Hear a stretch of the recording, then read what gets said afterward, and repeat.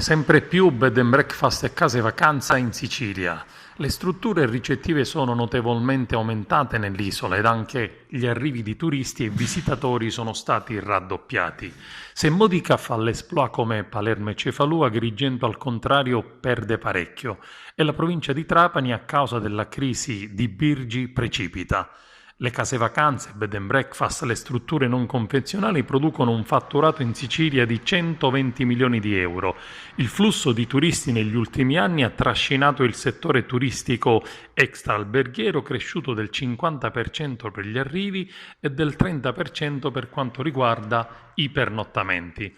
Sono i numeri del rapporto presentato dall'OTIE, l'Osservatorio del Turismo Economico delle Isole, nell'ambito della Borsa del Turismo Extraalberghiero organizzata da Confesercenti e dall'Assessorato regionale al turismo dal 7 all'11 novembre a Bagheria.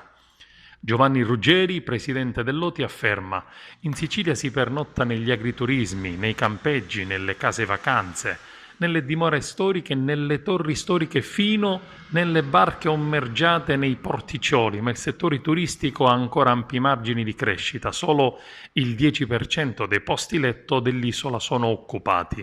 Possiamo vivere di turismo, ma dobbiamo davvero far sì che in questa terra sia possibile, ha rimarcato l'assessore regionale al turismo Manlio Messina.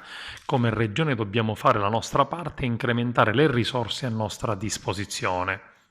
Ed anche Vittorio Messina, presidente nazionale di Assoturismo Confesercenti, dichiara: il turismo extraalberghiero è cresciuto in maniera esponenziale in Sicilia come in altre grandi isole europee. La borsa del turismo serve a dare visibilità al settore puntando sulla qualità e sull'offerta di servizi ed esperienze in grado di far cogliere al turista l'unicità e l'identità dei luoghi.